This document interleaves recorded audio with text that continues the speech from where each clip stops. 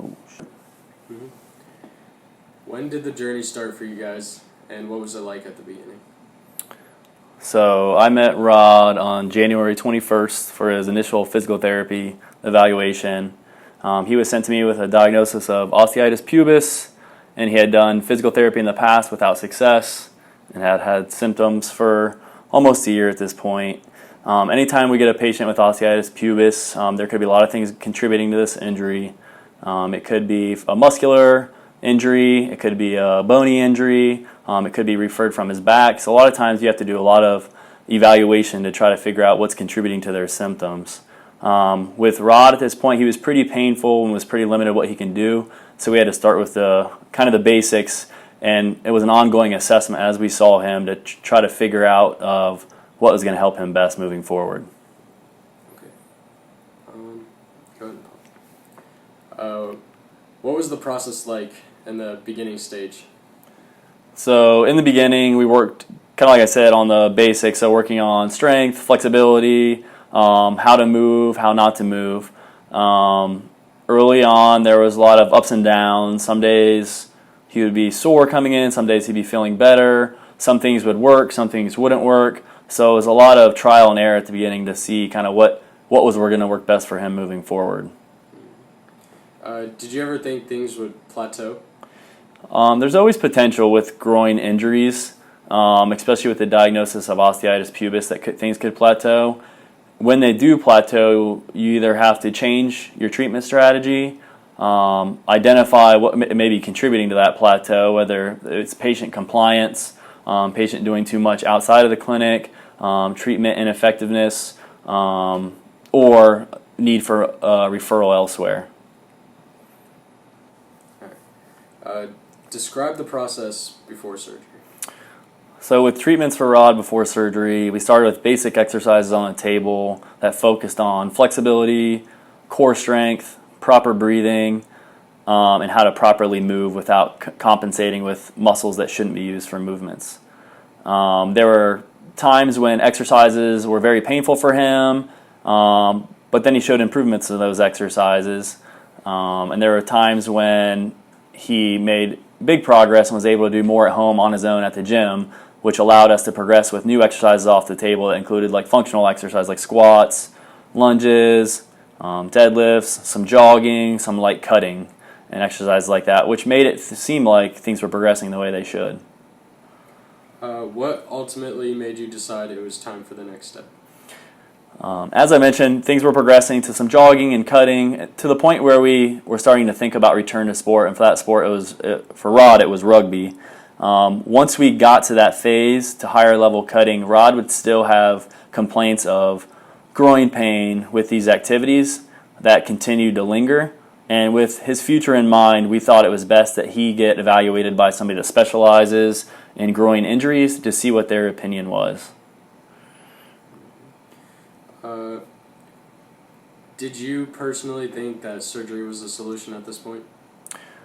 Whenever I'm treating an athlete and we've tried all conservative measures and the patient's been compliant and he's worked as hard as Rod did and he's still having symptoms, I think at that time it's appropriate to seek other options, along with the referral from his sports medicine physician who was involved in his care. We both thought it was appropriate at that point to see a specialist and a surgeon to see if he can alleviate his symptoms in order to allow Rod full return to sport. Okay. What kind of things did you have Rod doing to start off after surgery? So after surgery, Rod presented better than he did before surgery. So activities that used his adductor muscles that were previously painful were not painful after surgery. So we were able to progress him quicker than we were before surgery. So again, going back, he started with some table exercises with like leg raises and bridges and clamshells and planks. And then we were able to progress to, again, standing exercises like squats and lunges and deadlifts. And then later on in the rehab, we progressed to more sport-specific activity.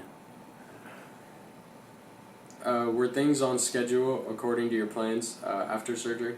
Yes, after surgery, I would say Rod progressed very well as far as plans. Anytime after surgery, For him, especially with this one, there's no specific limitations per se, but each time he came in, we were able to add higher level exercises and bridge that gap to get him closer to returning to his sport, rugby.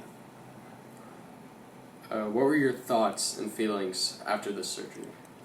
After the surgery, I thought it was a success for Rod because before surgery, he was unable to fully participate without pain with certain activities, and then after surgery, he was feeling much better with rugby activity. Also, before surgery, I know it had a lot of mental and physical strain on Rod because whenever you take away somebody's sport, a lot of times that's their stress relief, their means of socialization, for that athlete. So not only are they physically down and out, also mentally and emotionally. So I know it was a trying time, and you can definitely see a transformation in his attitude from beginning to end.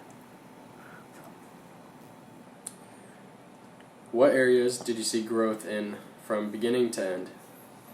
I think the biggest areas of growth for Rod was how to handle ups and downs, and also how to work hard at things that he was not good at. It's hard sometimes for an athlete to be told that they need to work harder at something or they have weakness in certain areas.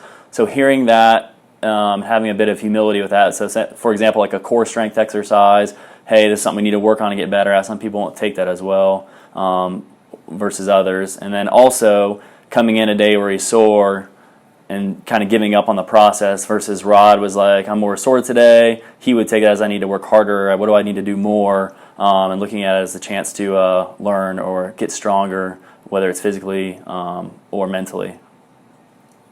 What new knowledge did you gain from this experience? I think first, the most obvious is knowledge of rugby because Rod and I had a lot of casual conversation about the sport of rugby. We don't see a ton of rugby players. And it's not a mainstream sport, so I learned a lot about rugby, especially when we were trying to return to sport and trying to replicate the demands of his sport on the field here in the clinic. And then also his diagnosis, honestly, it's not a super common diagnosis we see here at Nationwide Children's.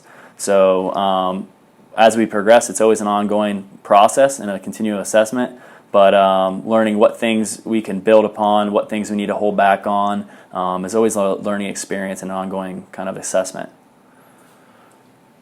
How did Rod grow mentally from all this, in your perspective? The biggest that Rod had to grow with, even just coming in before I met him, I could tell in the evaluation, and when I was asking him questions, I could tell he was kind of down and out, and I kind of bluntly said that. I said, I know you're mad right now with your whole experience, and I just said, well, let's do the best we can and try to figure out what we need to do to go forward. So I think for him, it's learning to be mentally tough, learning to work on your weaknesses, and learning to be resilient in times when things aren't going your way. What kind of relationship was formed here? Anytime a physical therapist sees a patient, the first thing you need to do is build a rapport with that patient to gain trust. So a patient's not going to listen to what you have to say if they don't believe in what you have to say. And that can be even with casual conversation. That can be talking about their diagnosis and why they're here. That can be asking them questions about their life outside of physical therapy. That can be asking them questions about how they feel about how the process is going. So building that rapport with Rod, and then knowing that how hard of a worker he is, and the brutal honesty he'll talk to you about regarding his injury was something that I think really helped him progress moving forward. So Rod and I had a great relationship, both professionally and personally, and I think his social relationships is something that will carry him forward in the future, both on the field and off. And finally, what do you expect to see from Rod here on out? So Rod's rehab journey is not over. I think it's definitely something he's going to have ups and downs. Times when he's been very active, he may have some sore. I always tell patients you're going to have soreness. You're going to have times where it's not feeling great, but you just need to make sure you continue doing your exercises and be confident in the process, especially for how active he is and his aspirations to potentially play at the next level. And then I alluded to earlier, socially, I think Rod is a very personal guy. I know all the other therapists at the clinic have spoke highly of him, And I think that is what is going to springboard him moving forward in his professional career, his social life, and his athletics.